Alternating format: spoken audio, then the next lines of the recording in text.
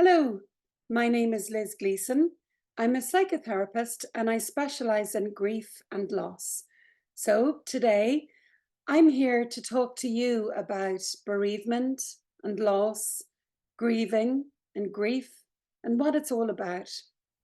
You probably already know you've experienced it, but for many of us, when we go through the grieving process, it can really take us by surprise because it can be a really intense emotional time.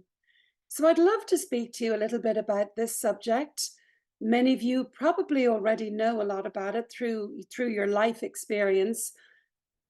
And I'm hoping that by just talking about it, that you'll learn something by being here today that will help you, that'll be useful to you. And also it might spark a really important conversation between you as well.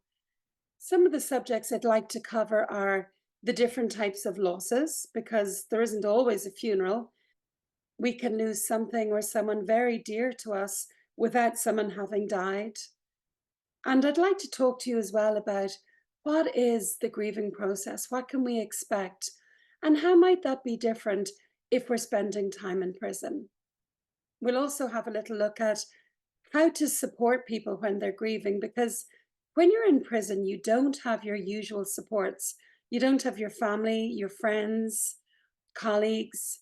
And so you will really rely on each other. And I'd love if something was to come from today that you'd all learn a little bit about how to support each other when you're going through a really rough time following a loss or a bereavement.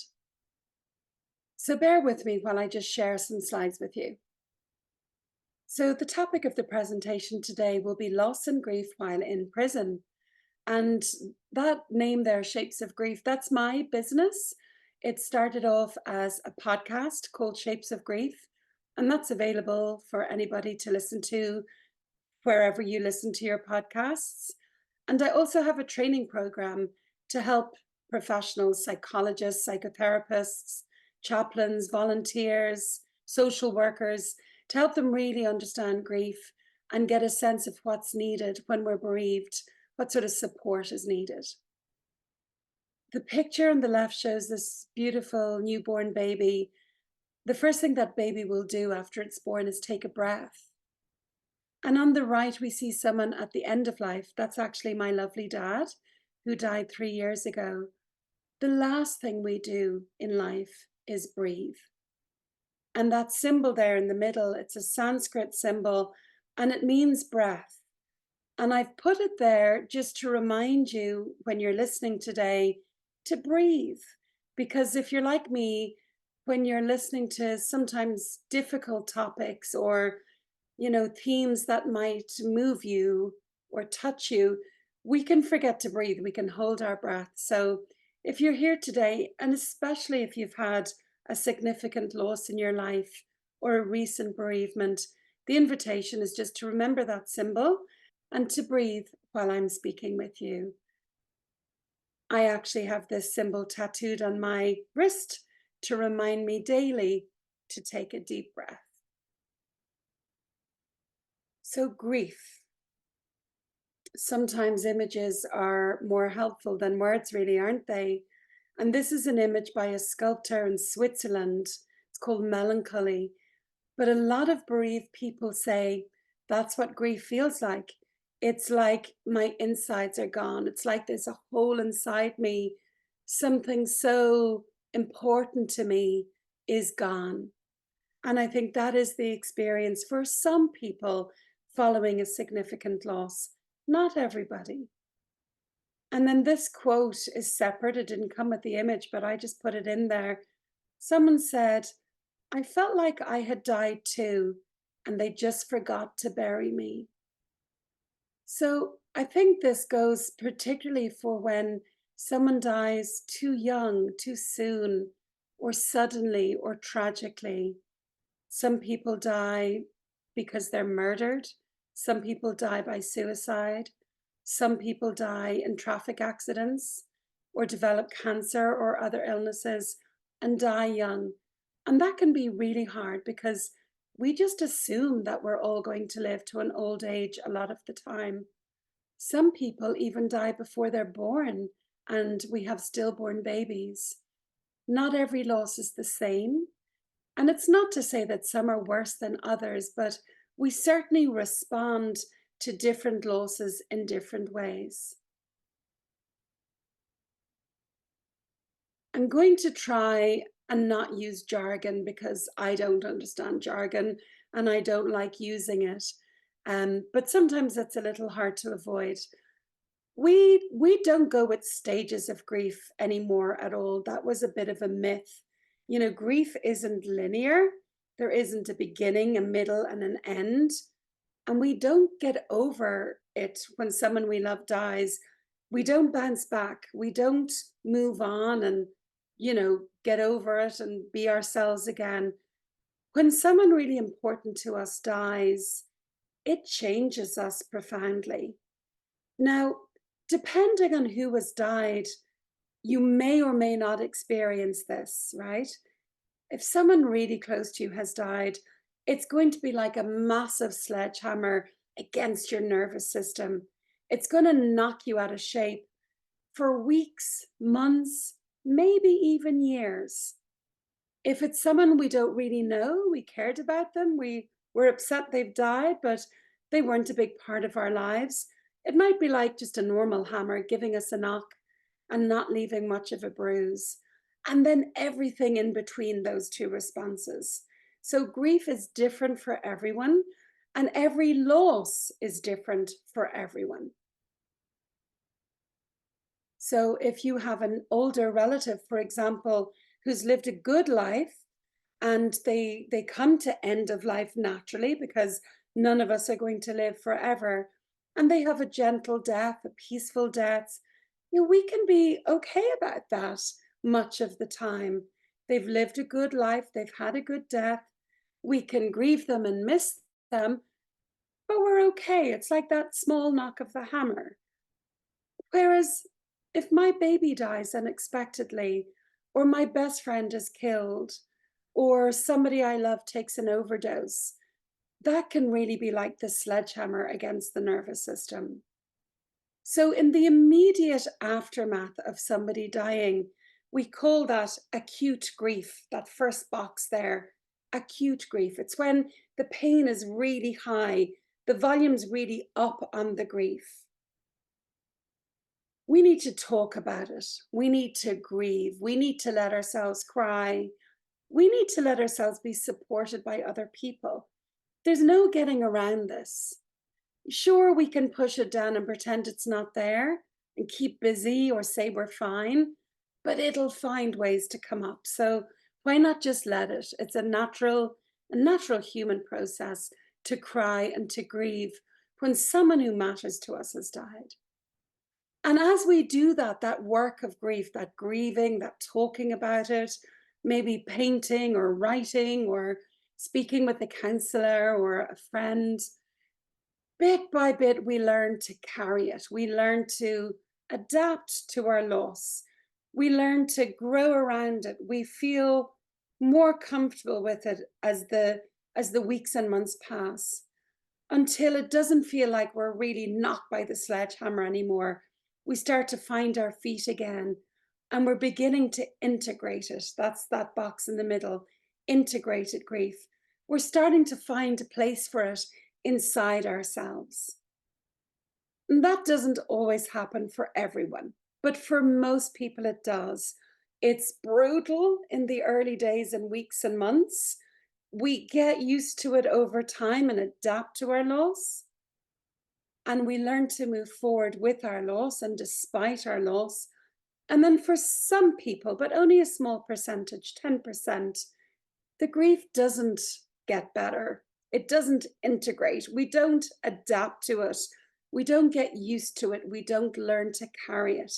And we can kind of be in trouble if that happens to us. So, like I said, it doesn't happen for most people, but 1 out of 10 people will develop prolonged grief disorder. And I think it's useful to know that, because while grief is really painful, we are hardwired to grieve and heal and be okay in time.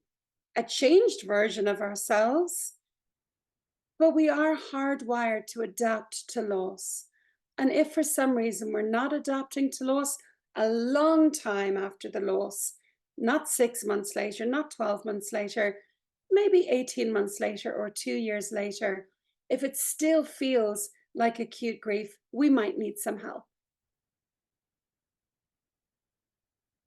So, what's common in acute grief? So, acute grief is that time right after the death, right after the loss. It's really common to feel isolated, to feel really, really alone. Now, there might be people around us saying, "Are you okay? Let me know if you need anything. Do you want a cup of tea if you're lucky?" But despite that, despite lots of people around us, even if there's a therapist there or a psychologist there or a chaplain there, we might feel that they don't understand, they don't get it. And we can feel really isolated and lonely. We can feel very vulnerable. Um, Sometimes we can choose to hide our feelings. And I believe that a lot of people in the prison service do that and do that really well. But with grief, sometimes it's just so strong and the loss is so profound, it's impossible to keep it down. And that can make us feel very vulnerable because we think maybe it's a display of weakness or we don't want other people to see us grieving. I really implore you to, give each other space to grieve when someone you love dies and allow that to be normal and part of being human. It's just like if you need to pee and you choose not to. I'm not going to do that. I'm going to keep it in. You will get sick because your body needs to do that. And also with grief, our bodies need to express it. So think of it like that. It's not a sign of weakness at all. In fact, it's great courage to be able to display our vulnerability. It takes great courage.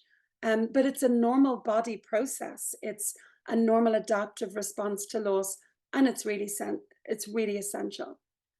We can go through mental anguish. So we can really wreck our heads when we've been bereaved. We can think about all the whys and the if onlys, and maybe it would have been different if. Um, and that's usually quite normal as well. It's not helpful. These thoughts aren't helpful, but they're almost to be expected as we try to make sense of the death of someone we love. So, with all this mental anguish and these thoughts going through our heads, it would be really common not to be able to sleep at night or to fall asleep but wake up in the middle of the night or wake up super early in the morning. It's like our brain is just, you know, on 3 pounds of sugar. It's just, we're wired. We're literally wired. So anything that you can do just to try and settle your system, but also talking to someone can help.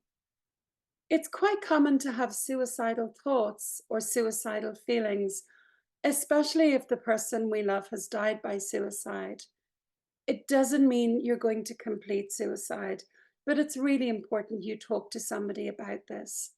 While it's a common feeling, it's so uncomfortable, it's so unpleasant, and it's so lonely.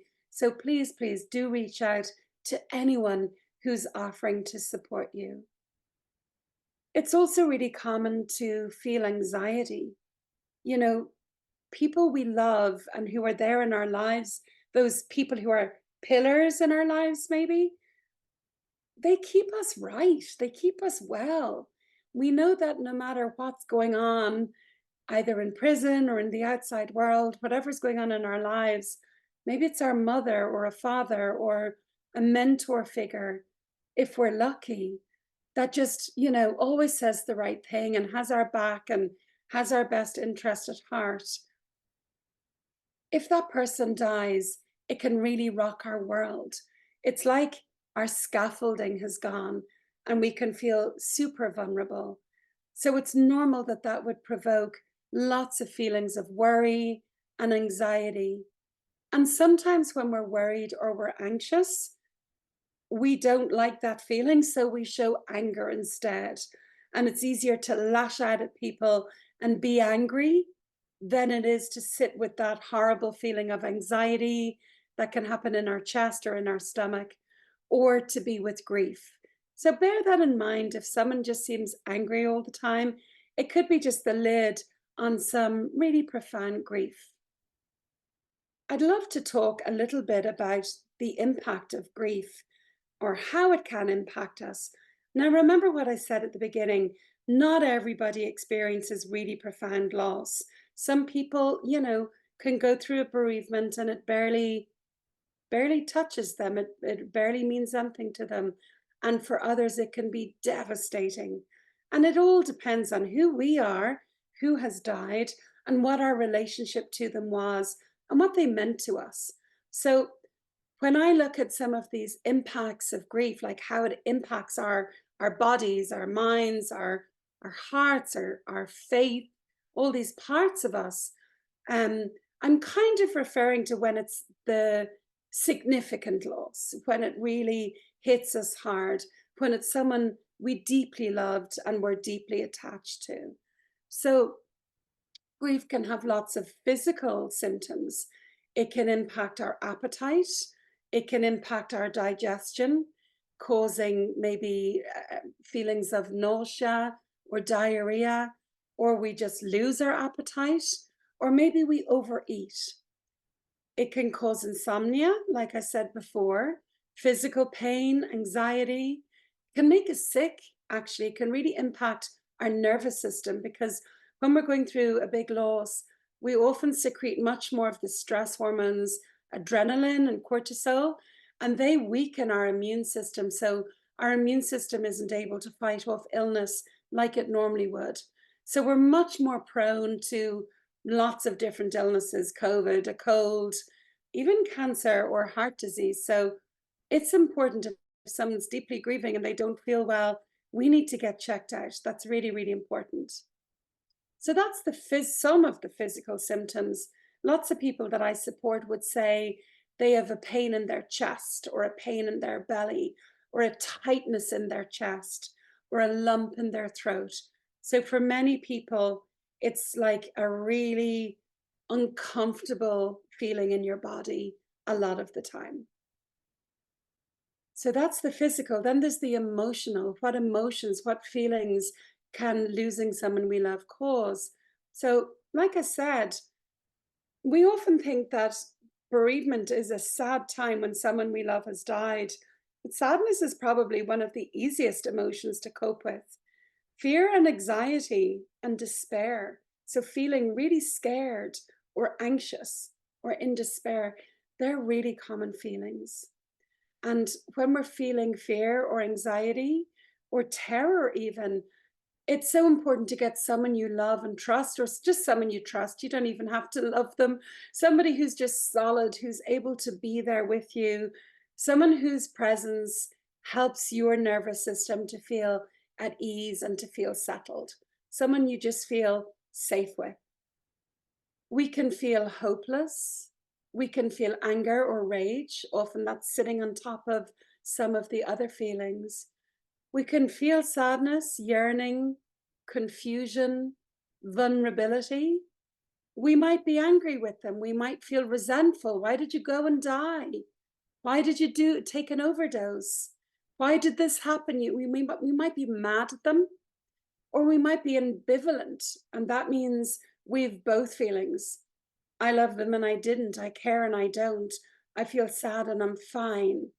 And that can be really confusing for people when we have two conflicting emotions at the same time, but it's much more common than most of us realize. Psychologically, then, like in our mind, we can really ruminate, which means we're overthinking again and again and going over and over and over. And we do that because we're trying to figure something out. We're trying to understand something. And it's really normal when we've been bereaved to try and figure it out. But rumination isn't always very helpful.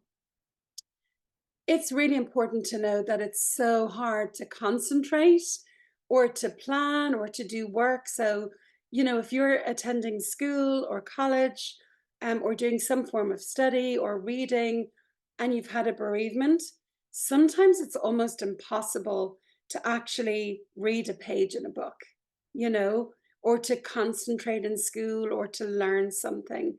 So it's like the part of our brain up there at the front that we need when we're learning and planning and working and figuring things out. It's like that goes offline and we're much more in, the fight or flight mode. So we're in a different part of our bodies, the part that's just trying to survive because we're feeling threat. So that's temporary, that's not forever. As you begin to integrate your grief, you will be able to learn again and work again and engage your brain again. So don't worry. And then spiritually, and this is different for everyone, some people lose their faith, and some people gain a faith. So again, it's so individual. But sometimes people can feel hopeless, or they feel like if you have a faith, if you have a belief system, you might feel that your God is punishing you for something, or you might feel shame, like you somehow caused the deaths. It would be common to question, well, what's the meaning of life? What's the purpose? We can feel like life has no purpose when someone we love has died.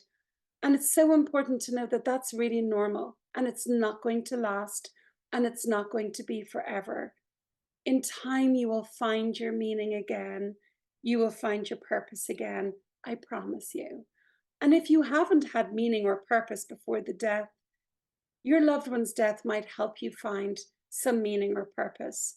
When we see that life is finite, it will end, and growing old isn't guaranteed for everyone, that can make some of us want to, do something really meaningful with the time that we have, which for all of us is limited.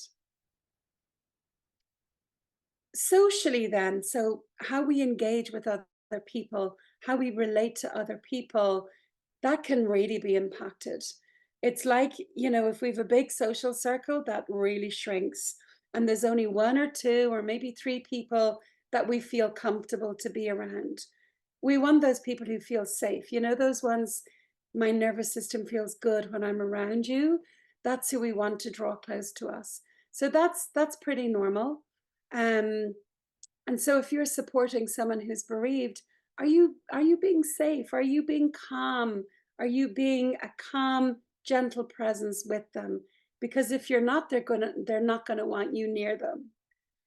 We can become a little bit paranoid, like a little bit hyper vigilant, which means we're just looking for threat all the time because our bodies are in that fight or flight mode. So we're programmed to go, where's the next threat coming from? Where's the next danger coming from? And it can make us feel like everybody's unsafe. They're not unsafe, they're just not good about being around bereavement.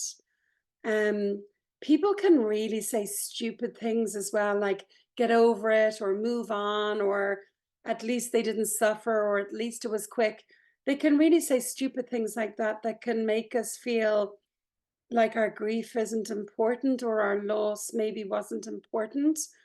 It's only because they don't know what to say. It's not because your loss doesn't matter or isn't important. But it can really make us feel lonely and isolated when people say stuff like that. But we can be disappointed because sometimes our good friends aren't the ones who know what to say or what to do, or aren't the ones who show up for us. And then it's someone we barely know who turns out to be really helpful and really kind. So important to look out for that too. Now, I mentioned earlier that there's no stages of grief. This is just from Hollywood. This is just in the movies. Now, of course, we do go through all of these emotions, or we can go through these emotions, but certainly not one after the other. And sometimes we can feel them all in one day. There's no right way to go through grief. But there are other theories. So this is a stages of grief theory that somebody had. There are other theories about grief that do make sense. And if I share them with you, I'm hoping that they might make sense to you also. You don't need to worry about the words on this at all, but this is an interesting theory that says when we're grieving, we're not just grieving all the time and then we're fine when we've done all of our grieving. That's not the way it happens. What they say and what this image is saying is We spend time grieving, feeling the loss, probably feeling a little bit devastated. And then we have a break from that and we make a cup of tea or phone a friend or go for a walk or do some art. Forget about it for a while, restore ourselves, gather ourselves, and then we grieve again. And then we're okay again. And then we grieve again. And then we're okay again. And this motion in and out of the loss and in and out of the restoration. So we're feeling the grief, we're having a break from it. We're feeling the grief, we're having a break from it. This movement is what we call the grieving process. And that's a really normal movement. So if you're in loss orientation all the time, we want to try and get you over here to have a break from that from time to time. Have a distraction, watch a movie, talk about the football, do something different. But equally, if you're just in the restoration side all the time, never looking at your grief, always distracting yourself, in denial or avoiding it, we want to get you feeling the grief a bit. And a good grief process, remember what I said, is this moving in and out.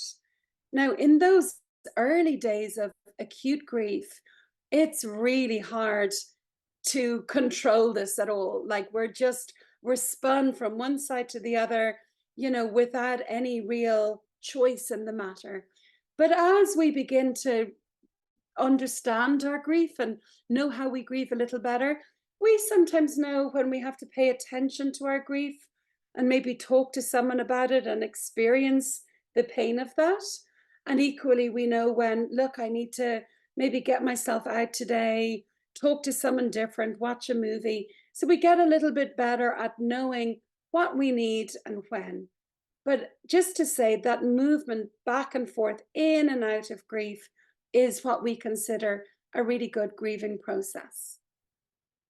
Another theory, and again, the words on the screen really don't matter, but what this person up there on the mountain is saying, she's saying, I keep going over what happened. So remember I talked about that rumination, all those thoughts that go round and round in our heads? It can really help if someone will listen to us while we speak those thoughts. It's really important that we go over and over and over the story, how our person died, what it means to us, what our thoughts are about it. And all of this helps us to gradually, bit by bit, integrate our loss, adapt to our loss, and learn to carry it. So this is really important, to let yourself go over it again and again. Growing around grief, this isn't really a theory, there's no research behind this, but I like it as a little image. If you see the top row of jars there and imagine the ball is grief, people used to say that over time the ball shrinks, so the grief shrinks. At the beginning it fills us up completely, and then over time the grief gets smaller. Well, a bereaved mother said that her experience was the grief was always there. It didn't get smaller, it didn't shrink, but she grew. She had to develop, she had to find ways of carrying this grief and adapting to this grief. So as she sort of stretched herself and grew herself emotionally and mentally, she created more space in herself. So the grief is still there, it just didn't fill her or take over so much.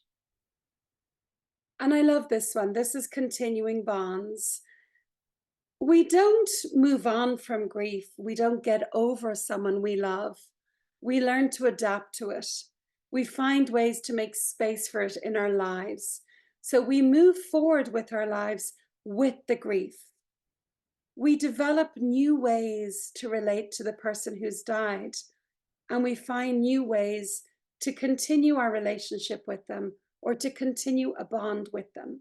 So in the olden days, we used to say, you've to cry, you've to grieve, and then you get on with it, you move on. But we actually know that when someone you love dies, someone you really love, the last thing you want to do is forget them or move on. So instead, we find ways of just keeping them in our heart, bringing them with us, holding a photograph of them, maybe planting a tree in their memory. I'm sure you have different ways of continuing that relationship or that bond with the people you love. There's no one right way to grieve. Some of us are very emotional. We might cry a lot. We might sob. We might want to talk to someone. We might want to really overtly express our grief. And we call that emotional grievers or intuitive grievers. Not everybody is an emotional or an intuitive griever. Some of us deal with grief in a really different way. Some of us are problem solvers. We see grief as a problem and we need to fix it by distracting ourselves, getting a project, building something, creating something. Maybe we're not that comfortable displaying our emotions or showing our tears. So, in the prison service, for example, one person might sob and cry and grieve, and someone else might go to woodwork class and build a birdhouse. But if you ask them why they're doing that, they might say, because it reminds me of my dad. So I think it's really important to know this because sometimes people think, if I'm not crying and being emotional, does it mean I'm not grieving? Is there something wrong with me? Maybe you're just not an emotional griever. Most of us are a bit of a blend of the two, but we usually lean towards one side or the other. So this image of somebody who's sobbing and crying and grieving is true, of course, in reality, but it's mostly just from Hollywood. Actual grief is very internal for a lot of people. So just because somebody isn't displaying outward feelings of grief does not mean that inside they're not hurting an awful lot. But just remember those two grieving styles. One person might build a fence, the other might cry and talk about their loss. Both are grieving. Neither is right, neither is wrong. It's also important to note that, you know, bereavement happens, loss happens, all of us will die. And before that time, hopefully we'll live long, good lives. But before that time, we'll lose a lot of people we love, who are older than us or who died tragically. And in most cases, we learn to live with our loss. We might be really shook for days or weeks or even months, but bit by bit, we'll learn to adapt to our loss and learn to be with it.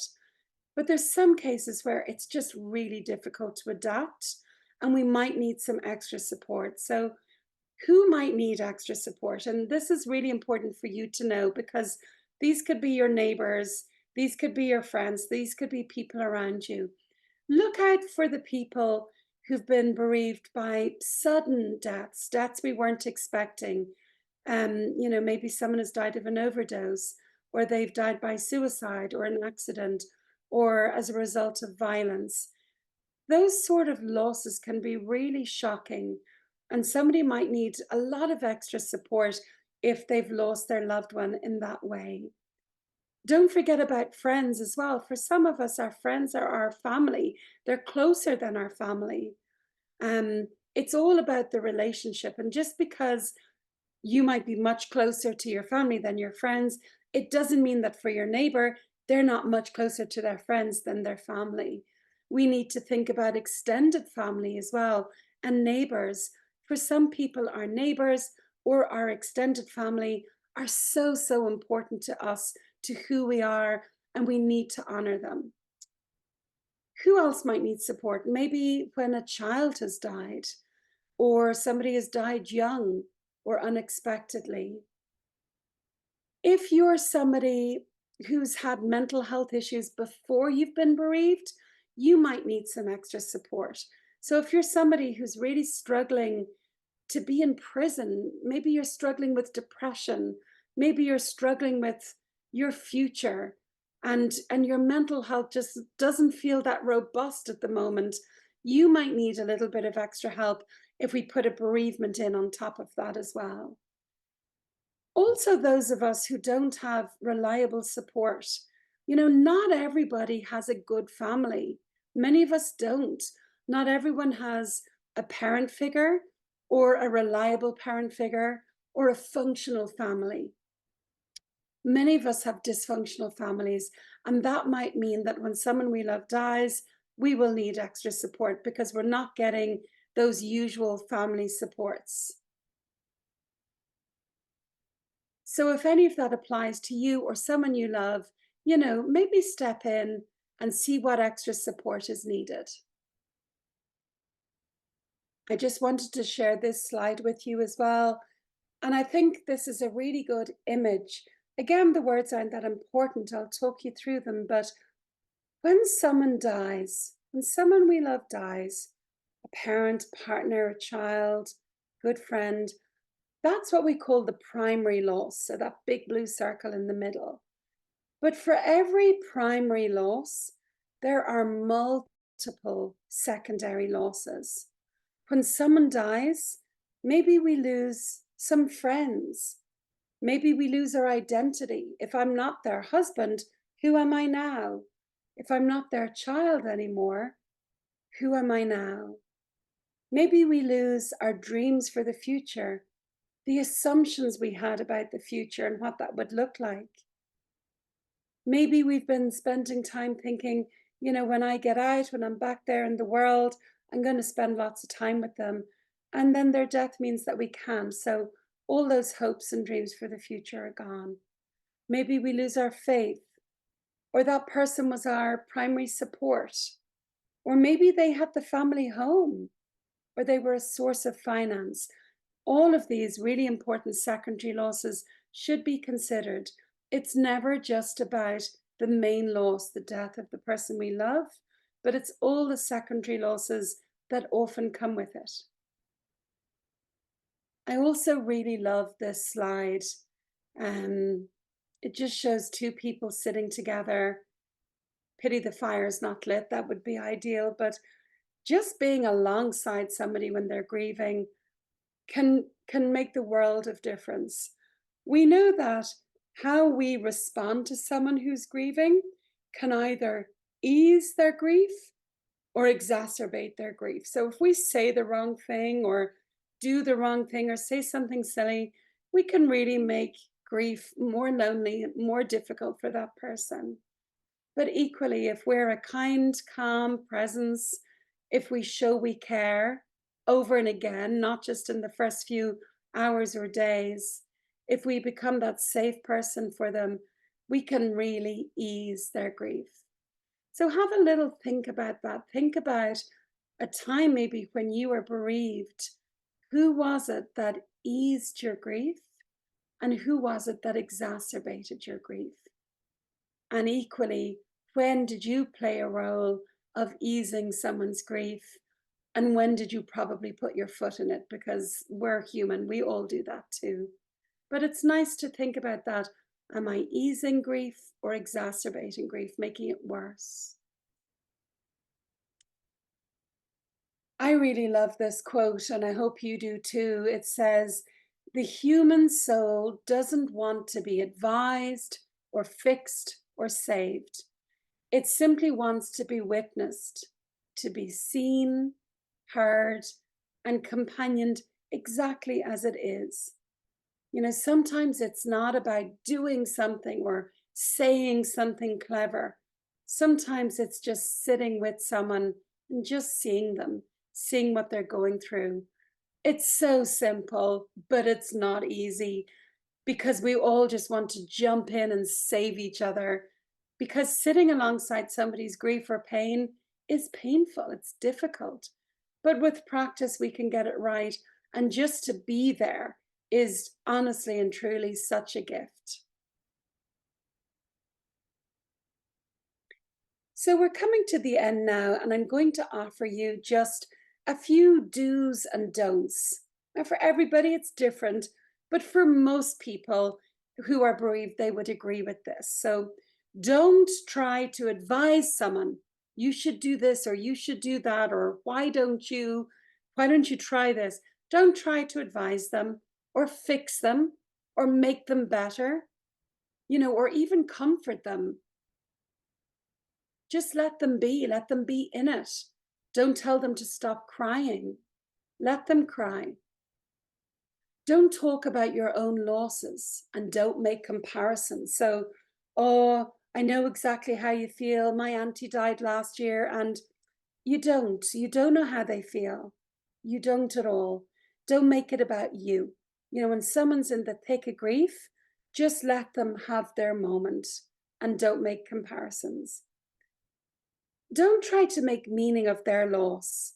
So don't offer a silver lining.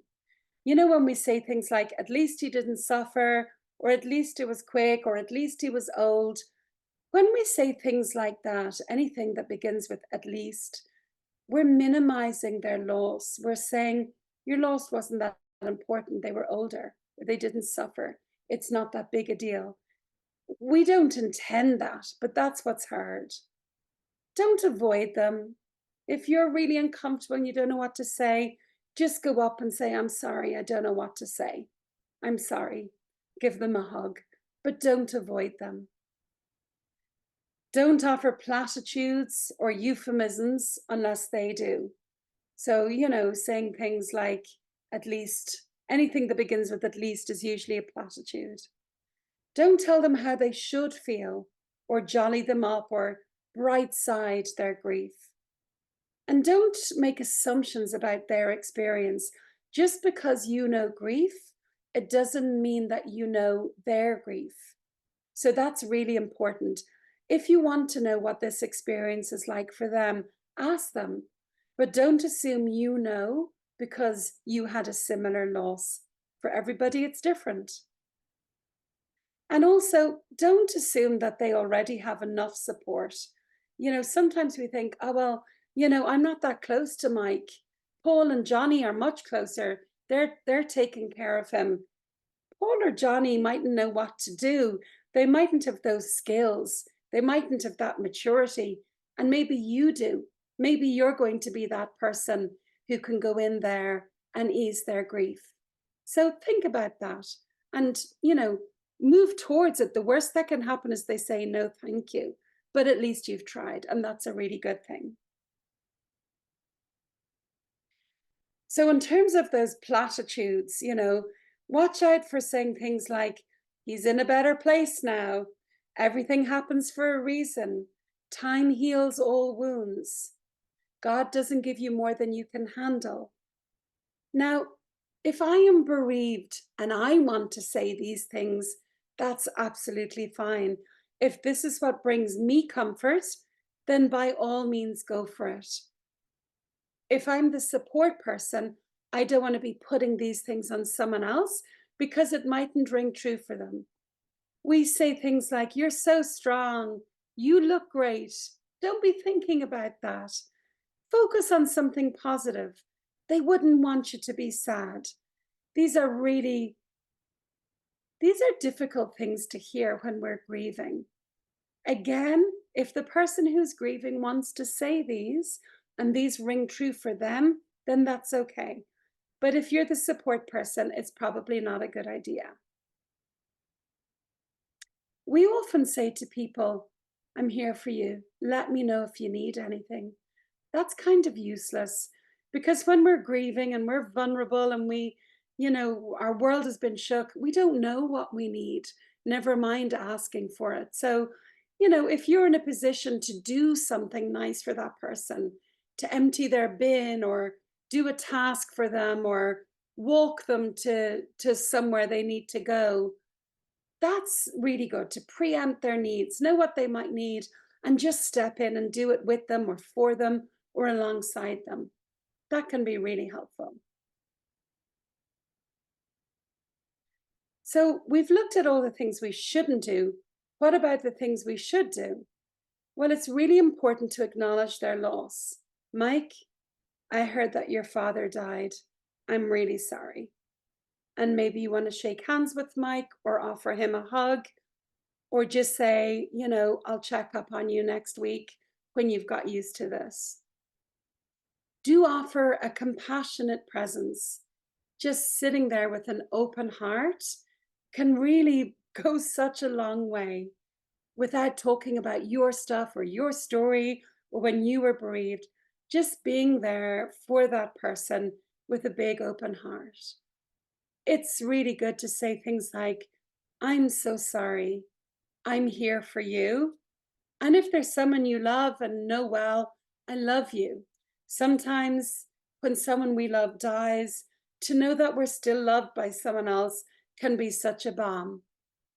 Stay connected even when they're being impossible. So maybe Mike isn't showing any signs of sadness or grief, but he's been really angry and getting into trouble all the time. That's an expression of grief potentially as well. So stay with them, stay connected, even when they're being impossible. Do talk about the person who died or ask about them if you didn't know them. That can be really lovely, you know. Mike, tell me about your dad. What was he like? What did he mean to you? What sort of a person was he? Most people really love to talk about the person who's died. So don't be scared about mentioning them. It's really important to mention them. And like I said before, do offer practical help or just help out practically without asking.